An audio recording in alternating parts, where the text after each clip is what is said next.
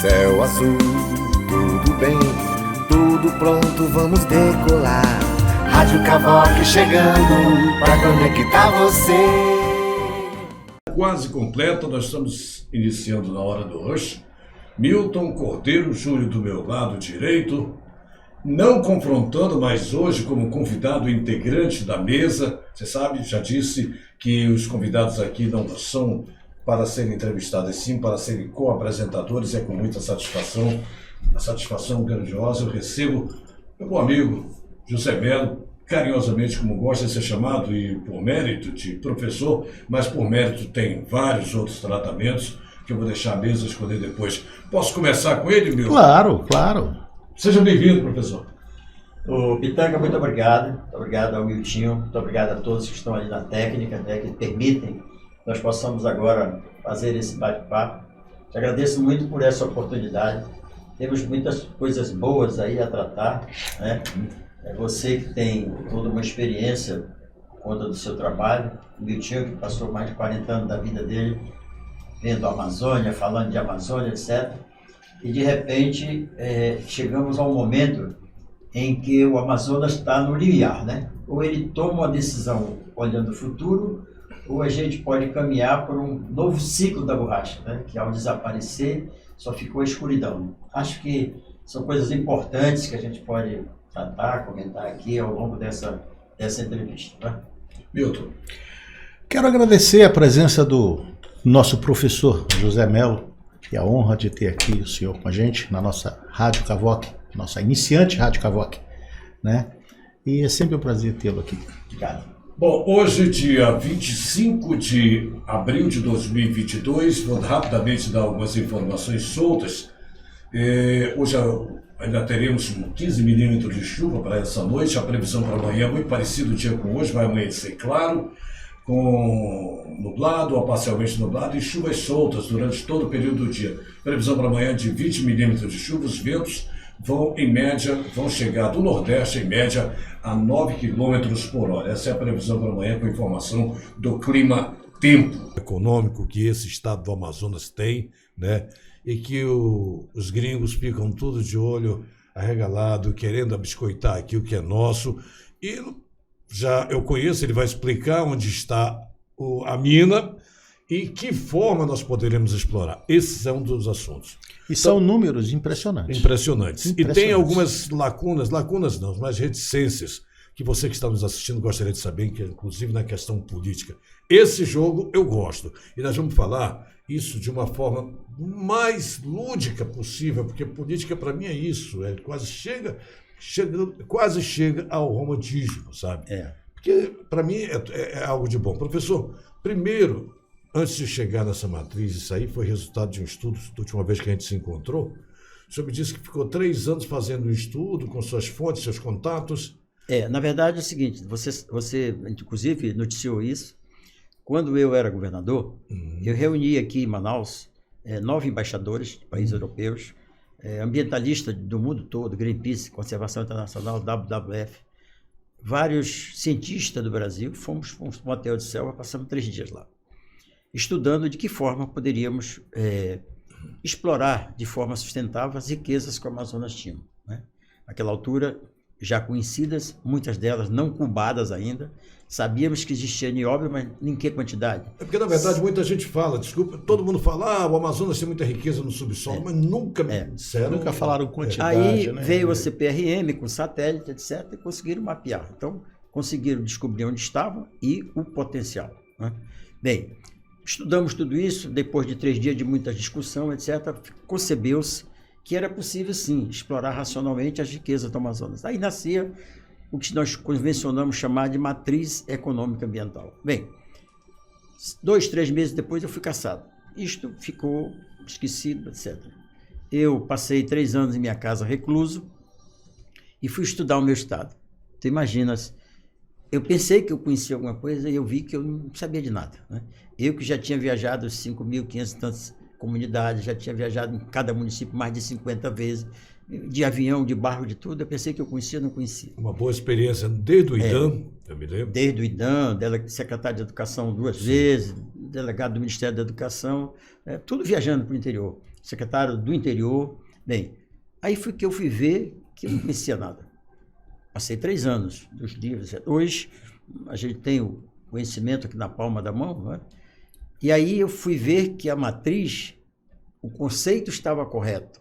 A questão era o quantitativo e que quesitos era mais importante do que o outro. Naquela altura, eu achava, por exemplo, esse negócio de sequestro de carbono um sonho, né?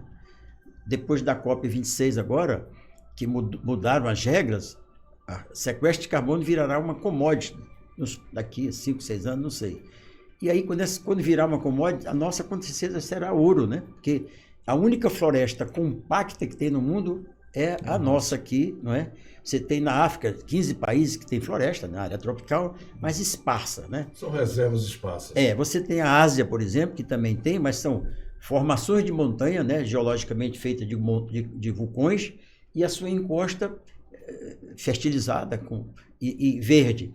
Mas compacta só é essa nossa. Então, quando se virar uma commodity, vai virar, e hoje, pelo preço que está o carbono, seriam 55 bilhões de dólares ano que teria que devolver pelo sequestro. Nós tivemos uma experiência nisso, eu acredito, nos anos 90, com o Samuel Ronan foi uma vez para a reunião, você lembra?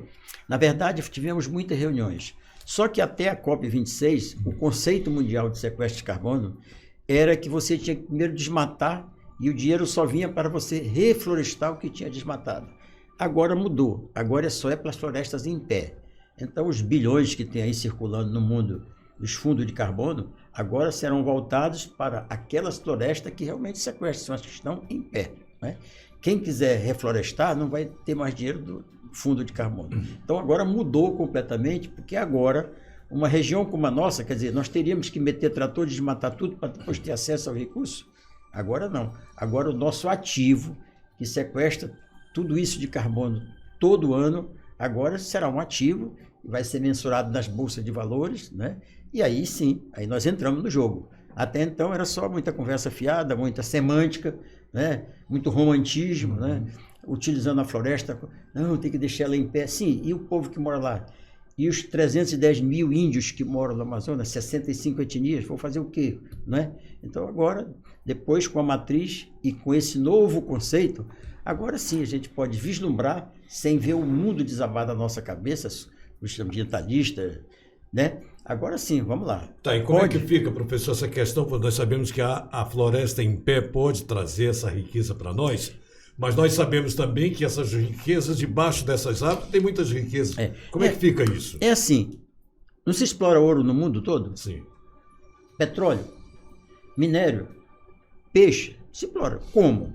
Agora, com as modernas tecnologias, de forma menos agressivas à natureza. Então, o mesmo mundo que hoje quer exigir sistemas extremamente espartanos para nós, foi o mundo que veio às Américas, levou tudo que tinha, enriqueceu, foi à África, levou tudo que tinha, enriqueceu, e agora se acham com o direito de impor regras ambientalistas para nós, se eles não deram o exemplo no passado. Mas eles hoje estão ricos, têm tecnologia, etc. Então hoje você tem tecnologia que explora petróleo na Noruega, em plena região gelada, que se tiver um acidente de fogo ali, vai descongelar, vai ter um acidente. Então, mas está lá, está todo mundo, tem mais de 5 mil perfuratriz de petróleo no mar. E por que não pode na Foz do Amazonas, onde tem uma enorme bacia de petróleo?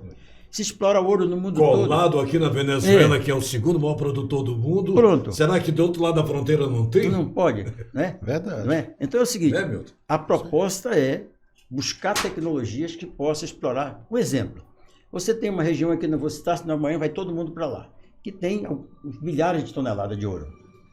Vamos supor que você traga isso para a legalidade, né? Um projeto legal para explorar tudo isso. Você explorou nos primeiros 2 quilômetros. Terminou aquilo ali, entra uma empresa reflorestando. Daqui a 100 anos, quando você tiver explorado toda essa área, a floresta está compacta de novo. O que não pode você meter os tratores, explorar e deixar o buraco. Aí não dá, nem eu concordo com isso. Há um programa, só para ilustrar o que o senhor está dizendo. Você quer meu? Peço, senhor. Há um programa na Discovery, né, Dani? Que é a Febre do Ouro, eu assisto muito. Eles têm, inclusive, eles permitem o uso da água lá por X período e tem mais. Não fuja da regra, não fuja do período, das datas, porque senão você vai sair do ramo. Se afasta, explorou aquela área, vem outra, eles têm que pagar pela florestamento. Regras claras, porque senão o que acontece? Hoje, o Paraguai é o maior exportador de ouro dessa região toda aqui. Tira um grama de ouro. É tudo do Brasil para lá. Você tem Como esse ouro vai para lá? Você sabe me dizer? Só não vai de jumento, né? Mas vai de botorrabeta, vai de balsa, vai de tudo. Vai de todo mas e aí? Os ambientalistas não falam nada a respeito dessa situação? Não. O ouro, ele está nas fraldas, assim. A floresta amazônica está aqui, é como se fosse um prato. Aí, a beira do prato é a Cordilheira dos Andes, cercando aqui até a Venezuela. A outra beira do prato é o Planalto Central, né? Você sai daqui. Nós estamos no fundo do prato aqui. Onde é que estão os minérios? Onde altas temperaturas ocorreram, quer dizer, onde teve movimentação vulcânica, né? Então, toda a riqueza nossa está nas fraldas. São Gabriel da Cachoeira, aqui Maués, né? Santa Isabel do Rio Negro, está aqui nas fraldas. Está lá no nosso Roraima, tem uma quantidade de ouro, tudo muito grande, porque quando a Cordilheira dos Andes subiu, aquele meteorito bateu no Golfo do México e separou os continentes, a Cordilheira dos Andes subiu a altíssimas temperaturas, né? Lavas que foram e fizeram. Então, todo o minério está lá, nos nossos vizinhos. Você está aqui, atravessa um riacho, está no outro lado, já vai. Então, por quê? Porque o Brasil não criou mecanismos legais para que isso possa ser explorado de forma sustentável no nosso país. Ao invés de dizer, é proibido, não. As regras são essas. Aí sim, se alguém não seguisse as regras, punição. Acabou. Aí diz, mas tem que usar o mercúrio. Não tem que usar mercúrio. Você extrai o ouro, não purifica.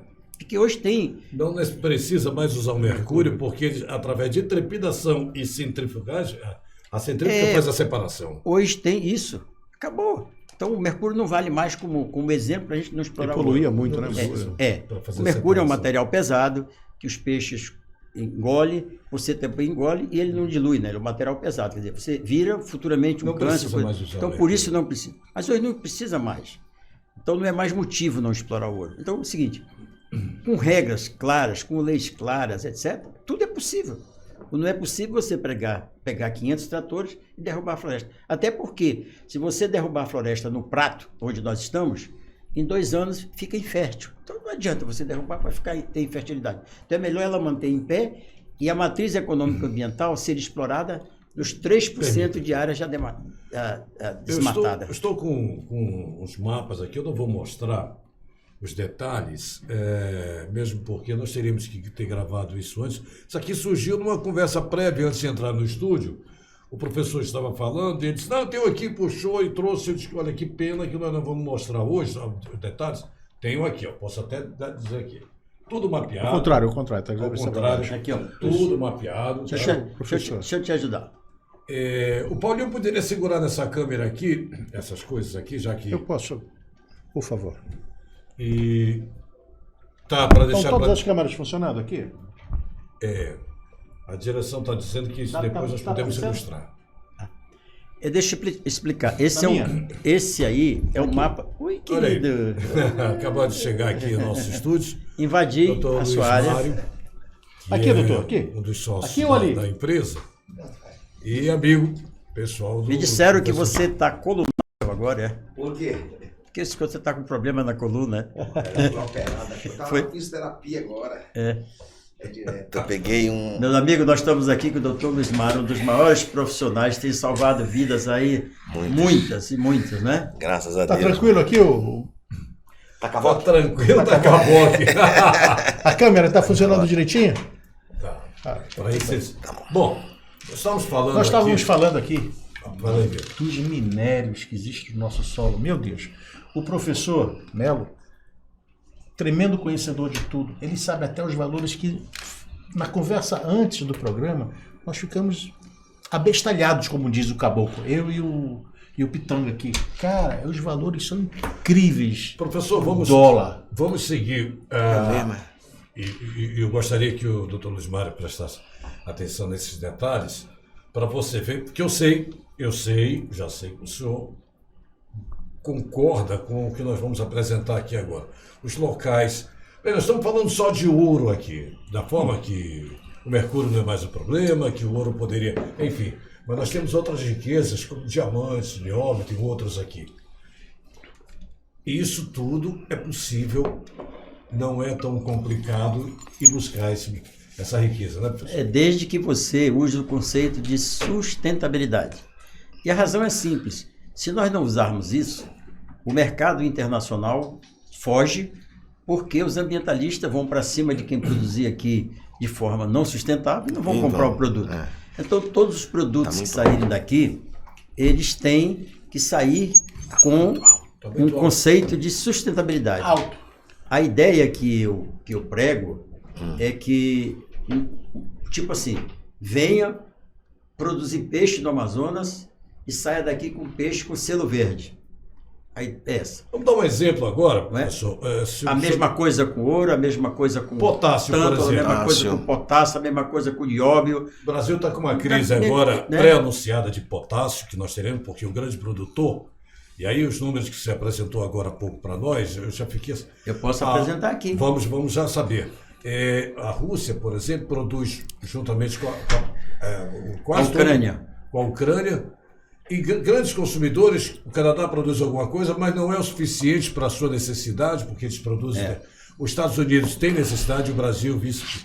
Mas nós temos aqui mais potássio do que esses grandes produtores. É assim, hoje a maior reserva de potássio do mundo está aqui, numa região que está nos municípios de Altaz, Nova Olinda e Novo Remanso, em Itacoatiara. São 400 quilômetros de área com o potássio lá embaixo.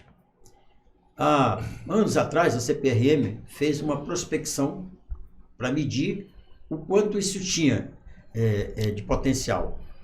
Na região de Nova Olinda, 1 bilhão de toneladas. Preço de mercado, 130 bilhões de dólares. Na região de Altaz e Novo Remanso e Itacoatiara, 1 trilhão 150 bilhões de toneladas. Preço de mercado, 587 bilhões de dólares. Não é possível. Multiplicado por 5, 3,5 bilhões de reais. Faturamento da Zona Franca de Manaus no ano passado, 130 bilhões. Quantas Zona Franca de Manaus teríamos só no potássio? O Brasil importa hoje mais de 97% do potássio que consome. E o dano ambiental? Da Rússia... Não tem. Deixa eu lhe dizer, a região de Altaz, Nova Olinda, ali o Careiro da Vaz, o Careiro Castanho ali, aquela região toda está antropizada já foi desmatada, são campos de gado. Além do que parece que a exploração não é no horizontal, ela é profunda, né? Você cava um grande buraco, as máquinas entrarem e depois as máquinas vão fazer o trabalho lá por baixo, entendeu? Aquilo é triturado como se fosse fazer um túnel. Depois é sugado e vem aqui para cima, separa o sal de cozinha com sal mineral para o gado e o outro que vai para o fertilizante. É com broca, não é? É com broca, igual que chama comangará, como se faz como se pesquisa ouro no interior. Vai fazendo assim, vai cavando, etc. Porque o sal está lá em alguns quilômetros, né? Professor, só uma coisa, um ouvinte está mandando um abraço para o senhor. A Kátia Freitas mandando um abraço. Muito obrigado, Kátia. Muito obrigado, fique com Deus. Então é o seguinte, o dano ambiental da exploração do potássio é muito pequeno. A pergunta diz assim, e por que não exploraram isso? No nosso governo, nós tínhamos dado até a licença ambiental e eles foram lá, fizeram os furos todinho. Depois acabou. Por quê? Simples. Alguém devia estar ganhando com a importação de potássio nesse país. Tinha alguns interesses, porque você abre mão de 130, 140 anos de potássio do agronegócio brasileiro no seu território para comprar de fora de 3 países, né? Porque o Canadá tem, a Rússia e a Ucrânia fornece praticamente para o mundo todo esses 3 países. Né? Nós não estamos falando aqui... Fora disso, o Brasil. Aqui. Da quantidade suficiente para atender o nosso mercado. Estamos falando de exportação, de divisas para o Brasil. Sim, você desequilibra a balança comercial, coloca um dos pilares da economia brasileira, que é o agronegócio, no alvedrio da Rússia, da Ucrânia. Aí tem uma guerra agora, 4 vezes mais o preço do potássio que nós estamos importando agora. Isso, e não tem. Mas o Brasil é engraçado. O Brasil pegou o dinheiro do Brasil, construiu um gasoduto que liga a Bolívia ao sudeste brasileiro, comprava gás de lá. Hoje, a Bolívia resolveu vender para os Estados Unidos E hoje o Brasil está comprando gás para gerar as usinas térmicas dos Estados Unidos, gás que sai da Bolívia para lá. Mas o dinheiro que construiu o gasoduto Brasil-Bolívia saiu do BNDES. Impressionante isso, né? O Brasil tem umas coisas que não dá para entender. Até dá para entender quando eles falam nessa questão que nosso petróleo, por exemplo, do pré-sal, não refina as nossas gasolinas, serve para outras coisas. Nosso poder de refino, não investimos nas máquinas necessárias para produzir essa gasolina e somos obrigados, apesar dos números ser autossuficientes para a nossa necessidade, do petróleo cru, como eles chamam, mas nós temos que comprar gasolina. O Brasil importa ainda muita gasolina, muito derivados, né? Ainda importa muito. Exporta petróleo e... que a quantidade de refinarias são ainda pequena para o potencial que o Brasil tem de exploração do óleo cru, né? Que o Pitanga no Brasil só tem uma refinaria que refina gasolina de avião. De avião. Por isso que é caríssima a gasolina. A gasolina de avião aqui em Manaus hoje está custando R$14,85 um litro. No interior, em Carauari, já está R$16,50. Só tem uma refinaria, que é a refinaria lá em cima de Cubatão. Só lá. Paulínia já acabou, não tem mais outro. O senhor sabe que o Dr. Luiz Mário é aviador. Eu sei. Bom, nós temos aqui, agora há pouco, nós estávamos falando também muito diamante aqui nessa região, professor. Na verdade é o seguinte, nessa região amazônica, a quantidade que mais tem diamantes é Roraima, né? É disparado. Cabeça do cachorro. É disparado a maior reserva. Roraima mesmo. Roraima. Roraima. É disparado a maior reserva aqui, né? É nessa região para cá, né? Deixa eu mostrar aqui. Para cá, né? Deixa eu botar aqui na minha câmera. Aqui. Eu acho que dá para ver, né? E você tem o diamante também ali na região de São Gabriel da Cachoeira, lá onde tem a orelha do cachorro ali, etc. Aqui em cima. E essa quantidade toda de nióbio que vocês estão vendo aí, que é esse rosazinho, depois nós temos aqui em Rio Preto, em Presidente Figueiredo, aqui embaixo, outra quantidade enorme de nióbio. Temos esse aí meio azulzinho, essa quantidade de caulim que tem aqui embaixo. Temos mais embaixo aqui em Altaz o potássio, enfim. É difícil as pessoas que estão vendo porque está muito distante, mas a grande verdade é que está aí. Isso é um mapa geológico tirado do satélite, não é segredo, isso aí é uma coisa que está aí disponível para quem quiser.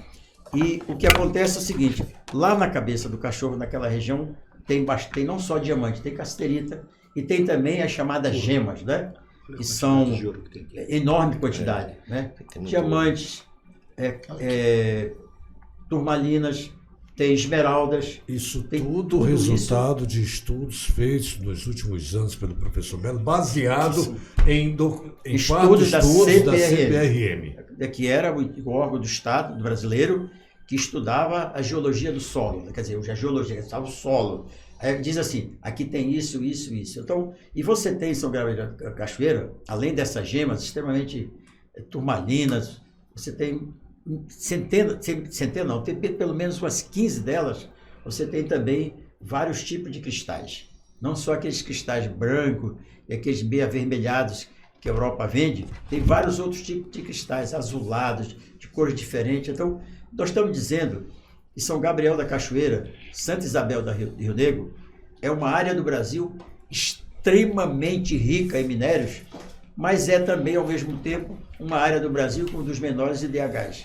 Estamos dizendo que tem um povo sentado na riqueza, né, em cima da riqueza e passando por necessidades que não deveriam. Professor, a gente pode dizer, professor, a gente pode dizer então que o estado do Amazonas é o mais rico do Brasil?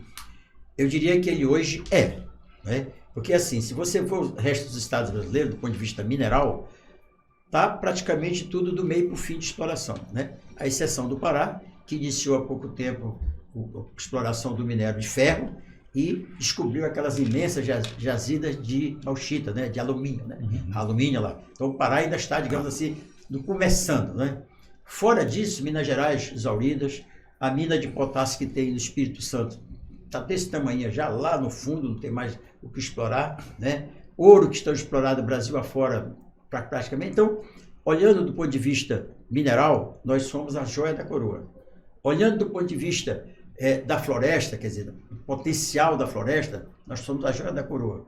Olhando do ponto de vista do potencial de água doce que o Brasil tem, nós temos 20% da água doce aqui, não é? Então, Olhando do ponto de vista do surgimento, por exemplo, de uma matriz de fertilizantes, nós temos aqui o potássio e temos no nosso petróleo rico em nitrogênio, quer dizer, nós temos 2. Falta o fóssil, é só exportado aqui do Peru, que está aqui bem pertinho, né?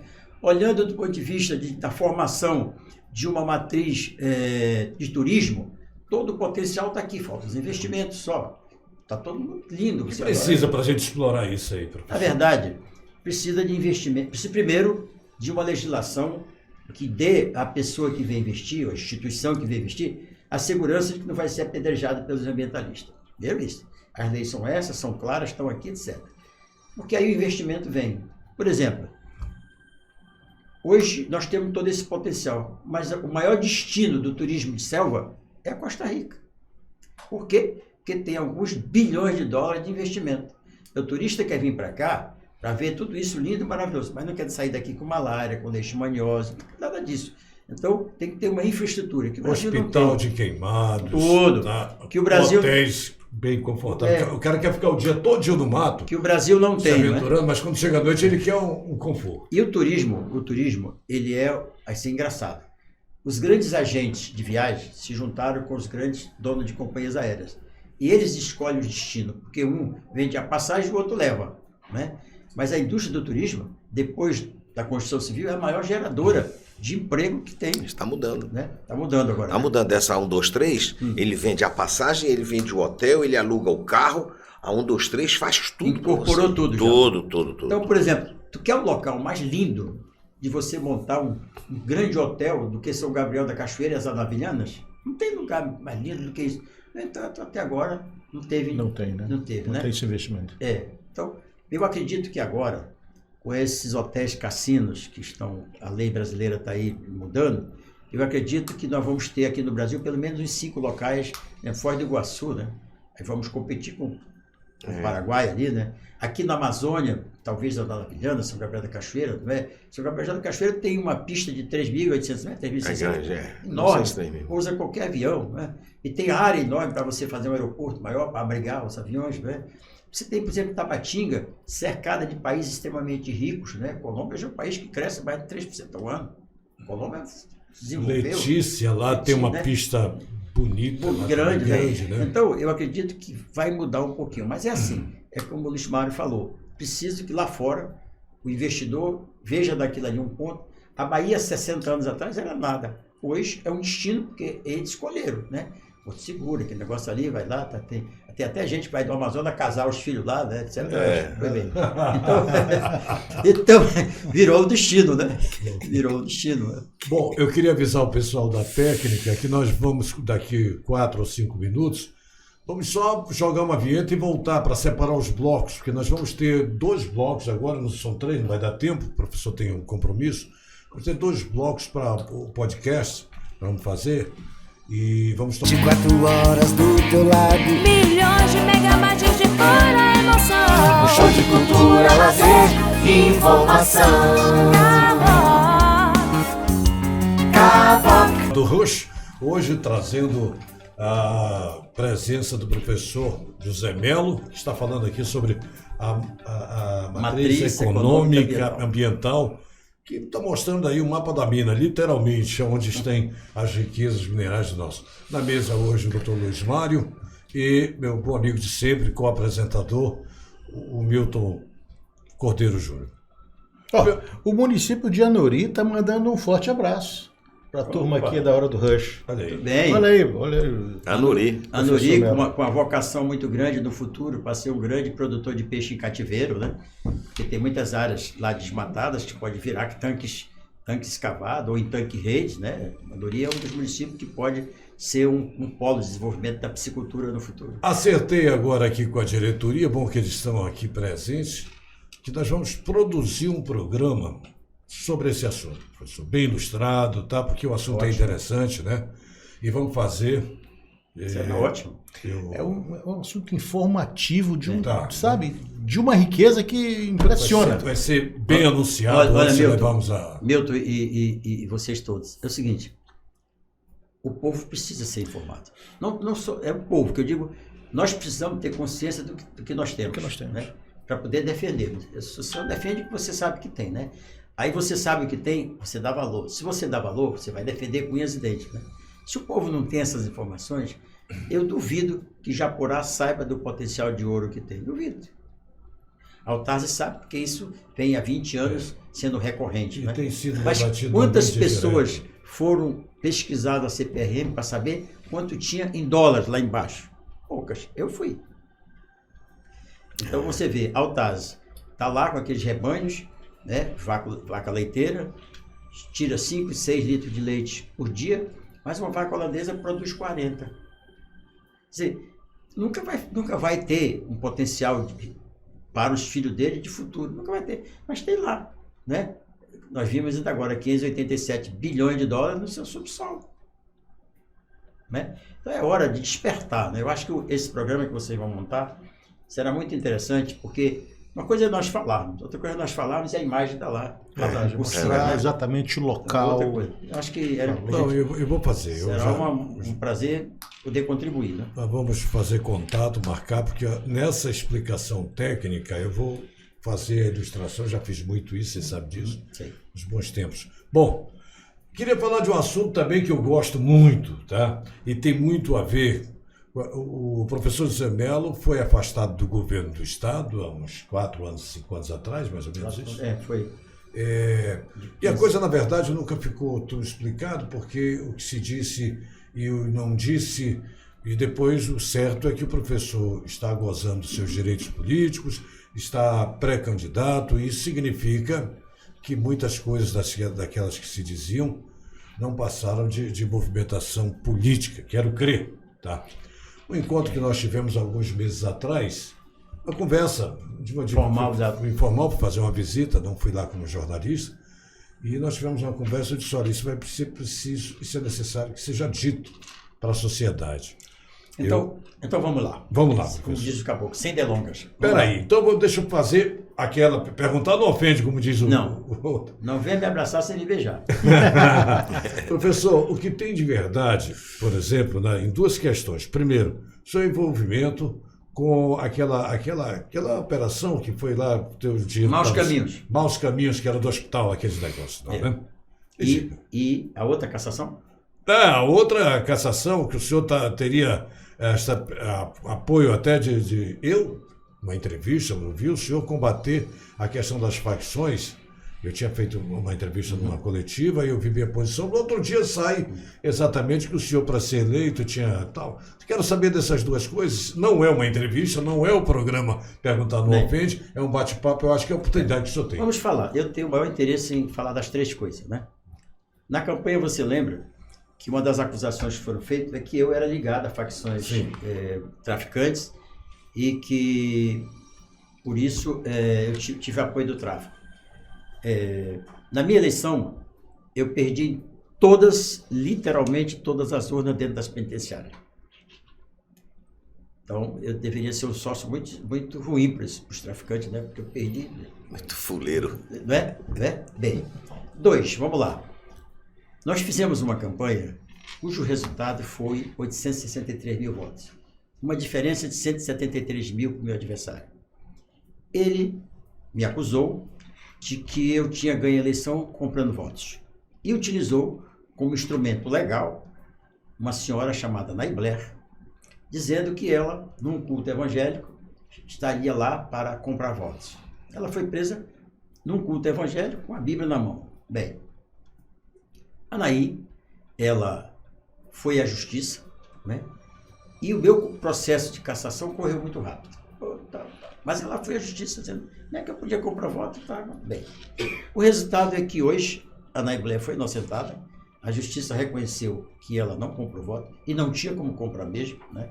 Então houve uma indução, né, para a justiça, foi induzida a cometer comigo este erro, né, que me tirou meu mandato, tirou meus sonhos, tirou a matriz econômica e ambiental.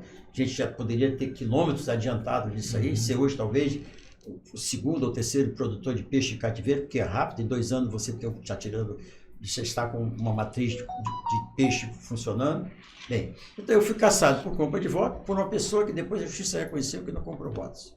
Então, eu entreguei a Deus, ponto. Bom, segundo, estava em casa não, no sítio, fui preso pela Polícia Federal, acusação, você e o senhor Mohamed Mustafa fizeram uma quadrilha para roubar o Estado. Conclusão, eu e o Mohamed Mustafa nunca nos conhecemos, nunca nos falamos, ele nunca esteve, não tive nenhum tipo de relação com ele. Mas os contratos existiam, já estavam lá? Como é que eu já te respondi, como é que eu poderia formar com ele uma quadrilha? Acontece que os serviços que vinham sendo prestados ao Estado foram serviços que foram contratados lá atrás, quando não era eu o governador, né?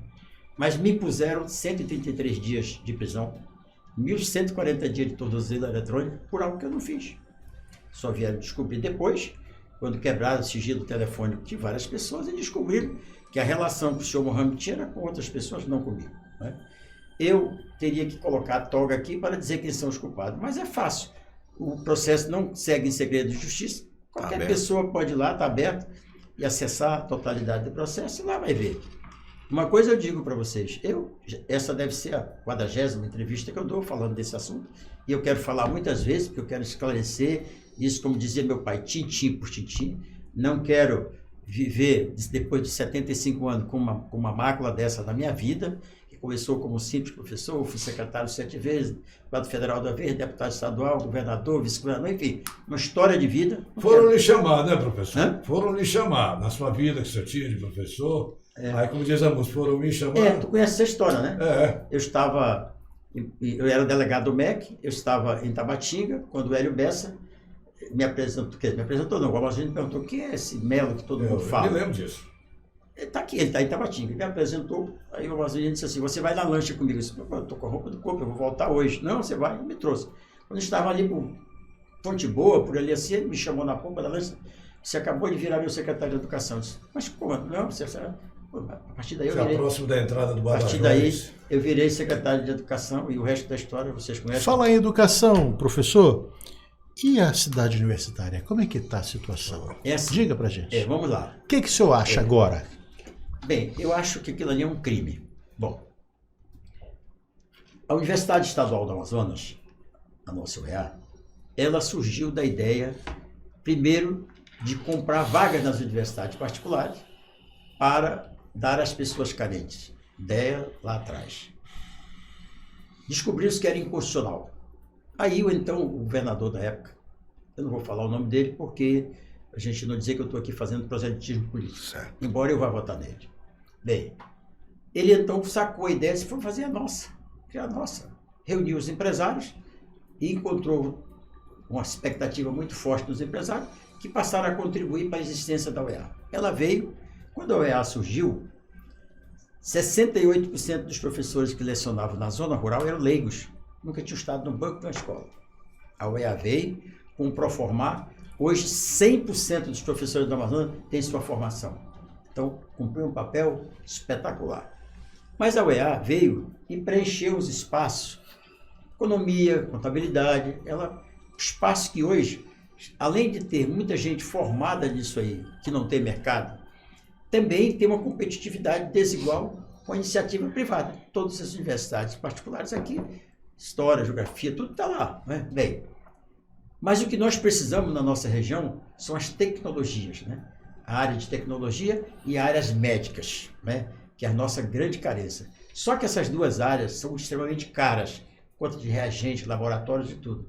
Então, o particular, via de regra, não entra nisso.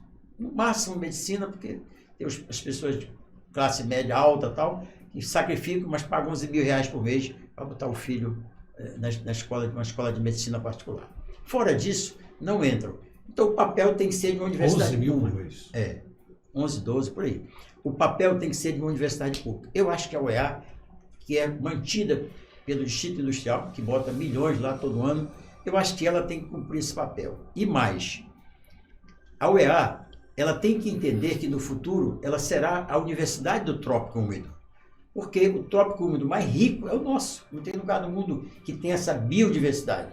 Ora, se essa biodiversidade está aqui, por que a massa crítica, o conhecimento formulado dessa massa não esteja aqui?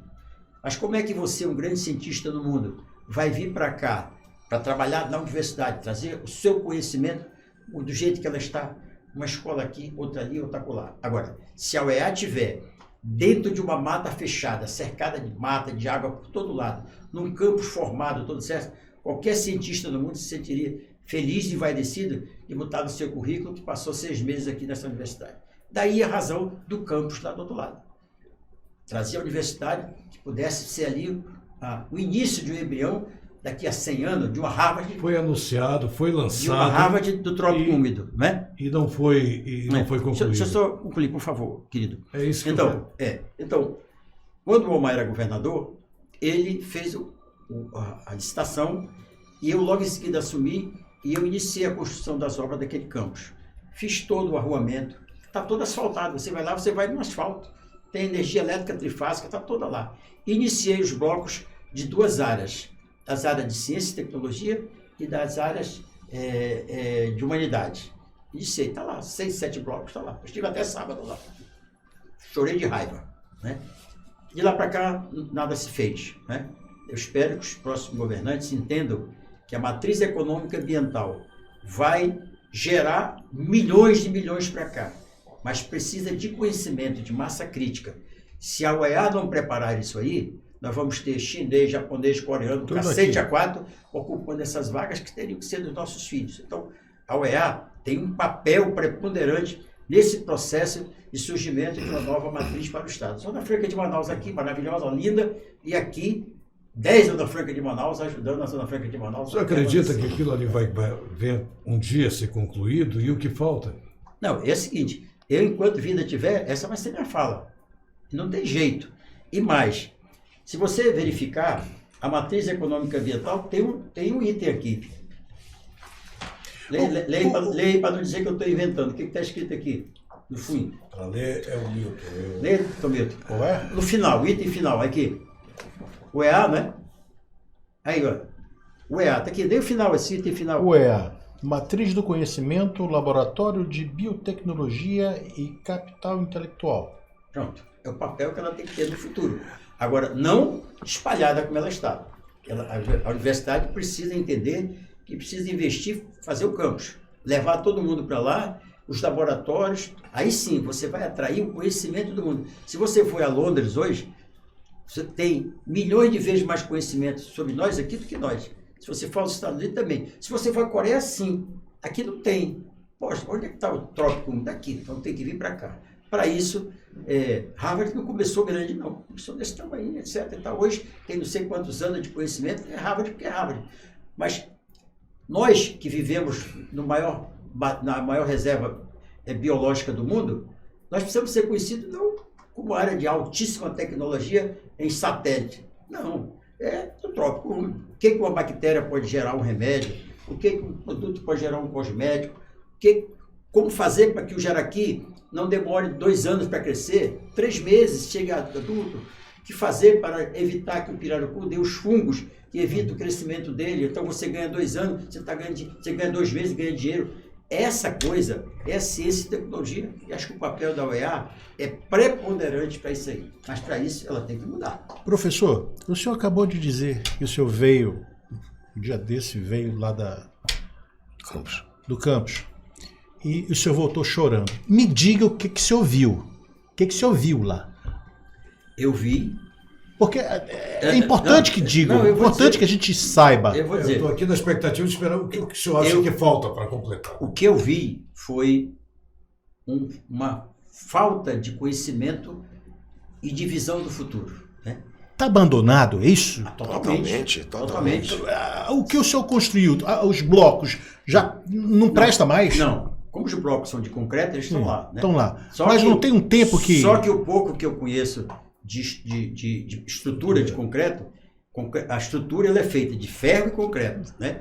Se ela não é coberta, ela tem um tempo. Senão Pois é. oxida dentro Pois é, do é isso. ferro. E aí você terá que fazer um estudo grande para saber se aquela Vai estrutura, demorar.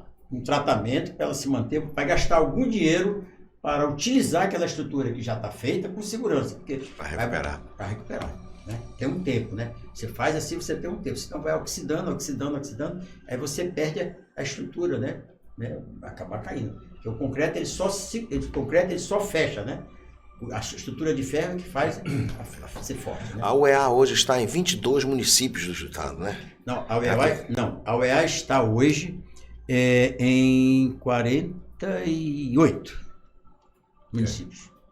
48. Ela tem, por exemplo, Parintins, ela tem uma área grande, mas Presidente Figueiredo é menor, mas ela está lá. Né? Aí você tem municípios como Guajará e Pixuna, ela não está lá. Ela está em Irunepé, ali perto. Por aí vai. Tabatinga e Benjamin tem Mas do ponto de vista de educação à distância, ela está em todos. Todos. Bom, através para formar, né, que a tecnologia de levar o conhecimento à distância. Né? Esse bate-papo rápido aqui, que já estamos quase dentro do nosso tempo. Eu vou à missa da esposa do Jefferson Pérez. Eu acho que agora às 19 horas. Só temos 4 minutos do tempo combinado. Perfeito. O professor falou sobre matriz econômica ambiental, falou sobre as questões que ele teve com o judiciário e tal, as questões políticas que nós tocamos. Eu vou trazê-lo aqui porque tem muita coisa ainda a ser esclarecida. Eu lhe pergunto aqui, pelo menos da minha parte, aí tem a mesa, professor, está mantida a pré-candidatura, o seu projeto político, aos 75 anos de idade, falando como um menino ainda, cheio de projetos? É assim, eu tenho filhos, netos, como vocês todos devem ter, e olhando o futuro deles, eu não vejo a Zona Franca de Manaus como esse instrumento. Por quê? A Zona Franca de Manaus é linda, maravilhosa, graças a Deus. Só que a decisão dela está numa caneta que não está aqui. Né? Então, você reduz o IPI, sofremos. Reduz mais, sofremos. Vai chegar um ponto que os impostos que você deixa de fazer empatam com o custo de transporte das matérias-primas que vêm para cá. Com a logística. E aí não interessa mais. Então, essa é a preocupação da Zona Franca de Manaus, né? Que a gente tem que ter. Então, é hora da gente olhar para cima, né? Para frente. Etc. Então, eu volto para o cenário político e assim, não foi fácil. Eu tive que enfrentar meus medos. Como é que o povo vai me ver, né? Vamos chamar de quê? De ladrão? Vamos não sei o quê. Eu tive que enfrentar todos esses medos, tive que ir a todos os programas que me convidaram, não me recusei a falar da prisão, da cassação, não me recusei, mas disse, mas eu trago aqui também uma nova novidade, a matriz econômica ambiental. Então, eu volto ao processo político, com essa, assim, parecendo um menino, né, falante, etc e tal, eu volto porque é a minha última contribuição para o Estado. Não quero morrer sem deixar o Estado no caminho certo do futuro. Tu já viste nesses últimos 70 dias... A continuidade é o trabalho que o senhor vinha fazendo. Já vinha desde lá do governo, quando o governo, nós implantamos, depois ficaçada não deu mais. Você vê que nenhum ambientalista me contestou até agora, que eu não estou propondo derrubar a floresta, eu estou propondo tecnologias de exploração sustentável da floresta, porque ela vale 55 bilhões de dólares em pé, eu não quero perder esse ativo. Né? Então eu estou propondo isso. Então, volto, né, com essa pré-candidatura, falando da matriz, do povo, etc., esse povo generoso que é do Amazonas, para que eu possa contribuir, sei lá, com as leis, possa ajudar os deputados a contribuir com as leis, que possa garantir ao investidor lá de fora que ele venha aqui produzir jaraqui, que tem 2 vezes mais ômega 3 do que o salmão, e o jaraqui dele vai sair daqui com o selo verde. Ele vai dizer assim na propaganda dele, eu estou produzindo jaraqui no Amazonas com selo verde e estou ajudando a preservar o maior patrimônio que a humanidade tem hoje trópico, que é a floresta amazônica. Pronto, é só isso, não é nada. Finalizar. Quero só agradecer a sua presença. Obrigado. E reiterar nosso convite para o senhor vir explicar mais ainda, porque por mim eu não mudava nem de assunto, é esse assunto que interessa. Né? Esse assunto que interessa para explicar para o povo do Amazonas o quanto ele é rico. Isso é que importa. Eu estou à disposição e como foi dito aqui, a gente vai trazer imagem, né? Porque a imagem falar por si, não é? A gente falar de esmeraldas, turmalinas, né? Falar disso, tá lá a imagem olhando, cara, pô, tem mesmo, né? Isso mesmo. Acho que é importante. Doutor Luiz, obrigado pela sua presença aqui. Nada, e eu vou dizer uma coisa, quero agradecer o Melo por ter vindo aqui, tá entendendo? Somos amigos de muitos anos, desde a minha infância, ele sabe disso. Estudamos a vida inteira aqui no Ramazote. E é uma satisfação muito grande receber você aqui, Melo. Obrigado, Luiz. Muito grande mesmo. Estar aqui, quando o Milton falou que você viria aqui, eu fui para minha fisioterapia e falei, Milton, eu vou voltar que eu quero encontrar com o Melo aí dentro. Muito obrigado, querido. Muito obrigado. Muito obrigado Professor. por ter vindo aqui também. Obrigado. Obrigado pelo carinho. Tenham todos uma boa noite, amanhã, sei lá, né, uma boa noite. E quero dizer que eu fiquei muito feliz de estar aqui com vocês, não só pela oportunidade de falar do nosso estado, mas pela oportunidade de ver o doutor Milton Cordeiro aqui na minha frente, representado pelo seu filho. Pitanga, meu velho amigo de quase 40 anos, e você que jogava futebol lá na Vila Municipal, né? Quando não tinha nem asfalto, né? Nada, jogar uma bola ali no campo do padre. Então, muito certo. obrigado, viu? Muito Mais obrigado. uma vez, obrigado a Belo, você pela paciência, você que nos acompanhou ao vivo ou que vai assistir nas redes sociais, no Instagram, ou no nosso site, ou no nosso canal do YouTube. Tchau, pessoal. Até amanhã tem mais, hein? 24 horas do teu lado. Milhões de megabytes de pura emoção. Um show de cultura, lazer e informação.